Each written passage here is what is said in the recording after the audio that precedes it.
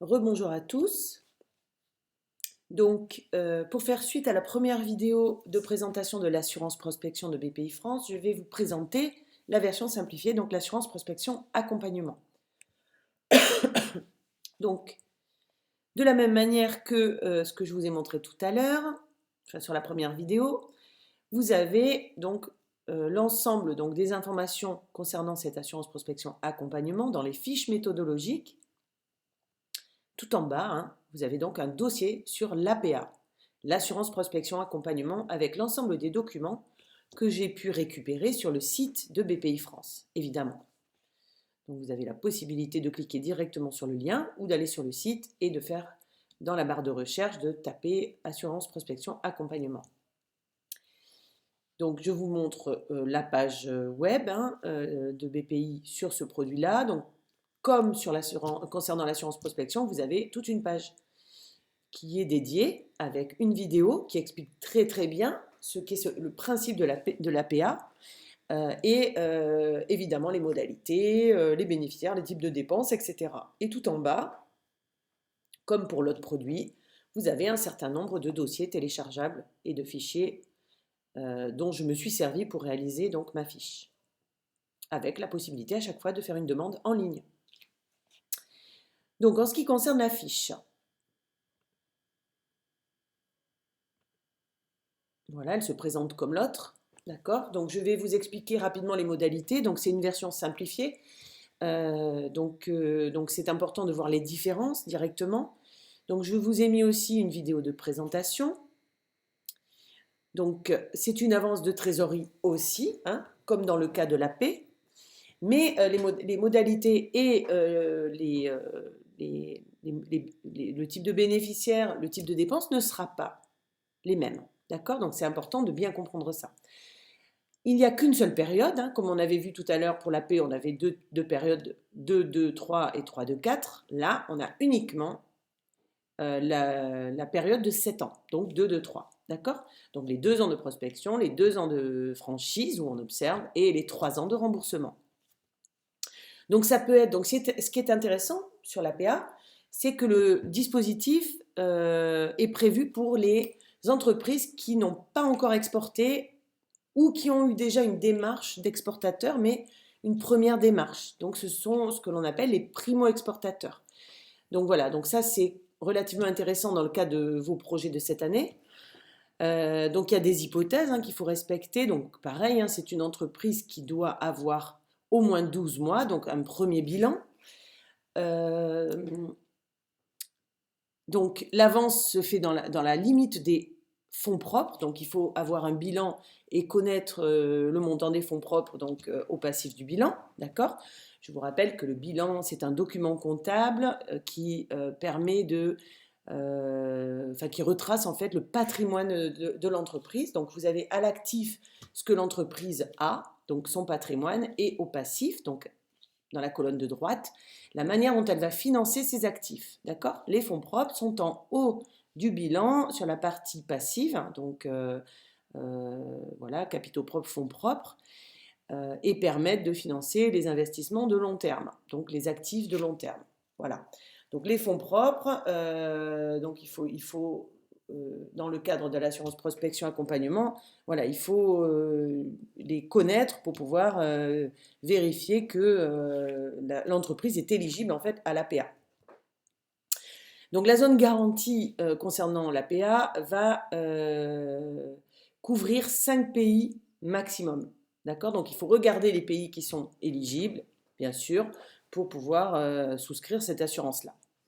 Donc la durée de 7 ans, la quotité garantie, donc c'est la même chose que pour l'AP, 65% du budget garanti. Donc un gros avantage aussi de l'APA, c'est que le budget garanti peut être plus faible que pour l'assurance prospection. Oui, ce que je n'ai pas dit sur l'autre vidéo, c'est que dans le cas de l'assurance prospection, c'est 30 000 € minimum de budget garanti. D'accord? Donc c'est voilà, quand même des budgets qui doivent être conséquents à l'export. Alors que là, vous avez une fourchette entre 10 000 € hors taxe et 40 000 € hors taxe, ce qui est plus accessible pour une petite entreprise, d'accord?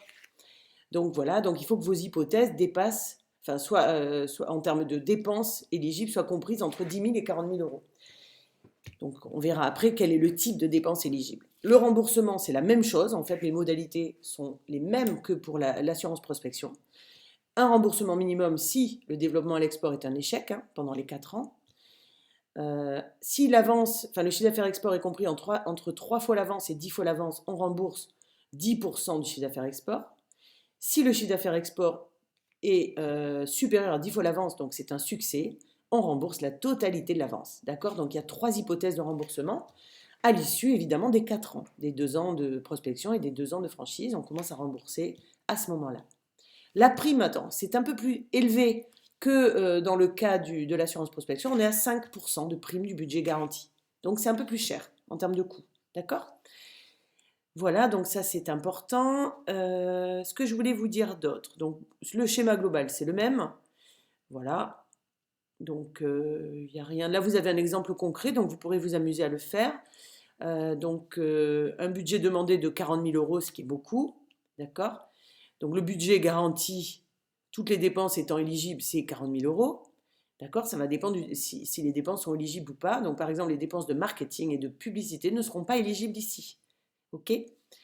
L'avance, donc ce sera 65% du budget garanti, moins la prime. D'accord? La première avance, attention, enfin le premier versement, c'est l'avance, la première avance des 65%, moins évidemment la prime d'assurance, puisque BPI France va se rémunérer sur son premier versement. Elle vous donnera un peu moins que ce qui est prévu, puisqu'elle va enlever en fait le montant de la prime sur la première avance. Voilà, et le deuxième versement, donc c'est la même chose, ça va dépendre, pareil que le cas de l'assurance prospection, ça va dépendre de finalement les dépenses réelles. Ok, donc le RDE. Le fameux ERDE dont on a parlé dans l'autre vidéo. Donc si les dépenses engagées sont supérieures au budget garanti, on va rester sur le versement qui était prévu. OK. En revanche, si les dépenses engagées sont inférieures à ce qui était prévu, on va recalculer donc l'avance en fonction des dépenses réelles engagées. Donc on recevra moins en fait dans cette deuxième hypothèse. Voilà. Voilà, globalement, les modalités sont les mêmes. Donc, quelques différences, donc, à savoir quels sont les types d'entreprises qui vont pouvoir bénéficier de l'APA. Donc, il faut être une TPE, une PME, à jour de ses obligations sociales et fiscales, avoir un bilan de 12 mois minimum, être en phase de commercialisation des produits, donc ça c'est logique. Donc il ne faut pas être dans la recherche et développement, il faut être déjà dans la vente. Générer un chiffre d'affaires permettant d'apprécier son développement sur le marché domestique. Donc il faut déjà avoir un chiffre d'affaires et il faut être rentable déjà. D'accord? Les entreprises en difficulté ne peuvent pas donc demander à bénéficier de l'APA. Voilà. Et c'est pareil pour l'assurance prospection. Donc il faut que l'entreprise soit rentable. Le taux de rentabilité, enfin il faut qu'il y ait un taux de rentabilité économique supérieur à 0. Donc les différences entre les deux. Alors, la défense, le secteur défense n'est pas concerné par l'APA. En revanche, il est concerné par l'AP. OK. Sinon, uniquement les entreprises en difficulté sont exclues en fait des dispositifs. Pourquoi choisir l'une et l'autre? Donc, ce qu'il faut savoir, bon, c'est que globalement, voilà, vous avez les budgets. Donc, si vous avez un budget, donc des dépenses éligibles supérieures à 40 000 euros, vous ne pouvez pas utiliser l'APA, d'accord? Vous devrez utiliser l'assurance prospection. Et puis après, si vous avez des frais, par exemple, en marketing et en publicité, que vous voulez les inclure dans le dispositif, il faudra plutôt préférer l'assurance prospection, puisque vous ne pourrez pas, elles ne seront pas éligibles dans l'assurance prospection accompagnement. Voilà, donc vous avez tout le détail. Évidemment, on a beaucoup plus de dépenses éligibles dans le cas de l'assurance prospection que dans le cas de l'assurance prospection accompagnement. Alors, il y a une autre contrainte dont je n'ai pas parlé dans le cas de l'assurance prospection accompagnement, c'est qu'il faut que vous fassiez appel en fait à un partenaire un consultant en fait, ou un partenaire économique de l'APA. vous avez la liste donc sur le site et sur la page concernant l'APA de BPI France, des partenaires avec qui vous pouvez travailler. D'accord? Donc il faut absolument faire appel à un prestataire agréé qui va vous facturer un conseil. Donc ça, c'est une contrainte quand même, c'est-à-dire que vous ne pouvez pas vous lancer seul à l'export. Il faut forcément un prestataire agréé. Donc je vous montrerai après le site donc, de BPI France où vous avez la liste de tous les prestataires agréés pour pouvoir faire des simulations, éventuellement les contacter, voir combien ça coûte. Donc la prime est de 5%, donc c'est un peu plus cher. Et je vous ai mis donc un exemple qu'on va voir après. Je crois que j'ai parlé de tout.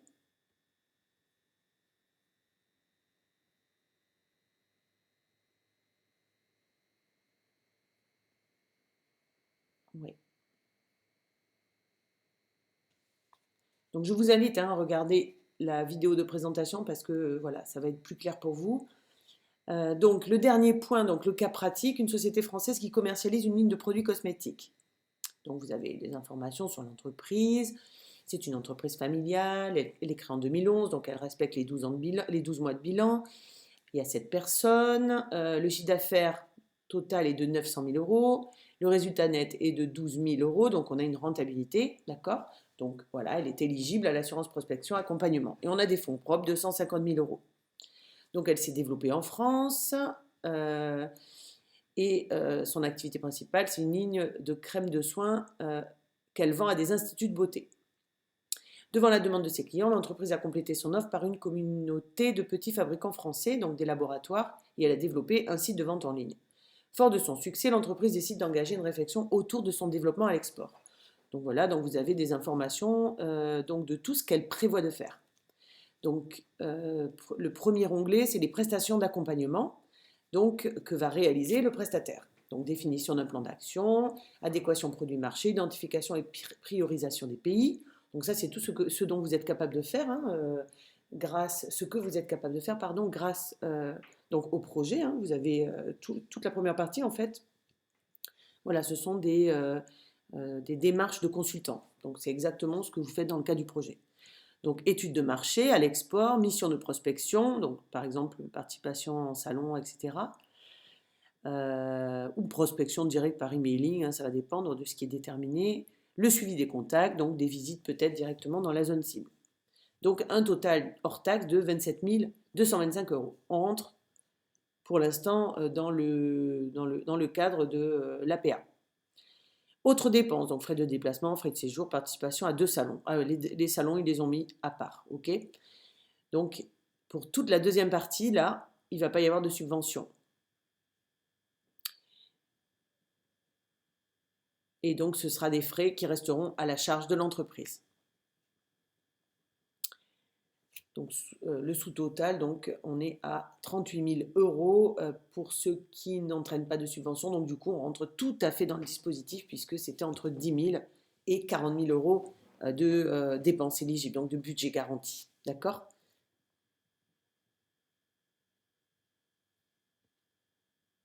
Donc, par rapport à ces 38 000 euros de budget garanti, on va avoir donc l'organisation suivante. Donc, vous pouvez reprendre le schéma dans le cas du projet pour me montrer concrètement en fait comment cette assurance prospection accompagnement va s'organiser.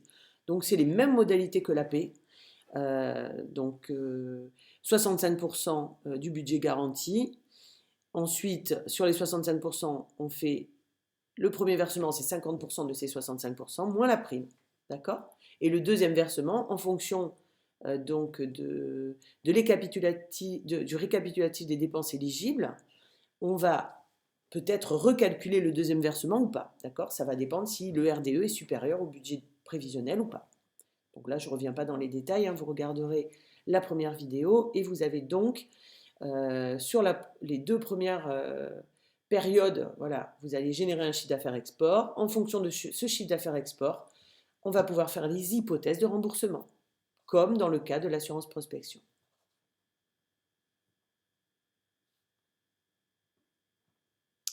Et pour résumer, donc vous avez, comme dans le cas de l'AP, une petite infographie qui vous reprend tous les éléments en fait relatifs à la prise en charge ou pas, hein. Donc vous pourrez le regarder, hein. Bon, j'ai tout dit, je regarde si j'ai oublié quelque chose, mais a priori non. Non, le dépôt se fait en ligne.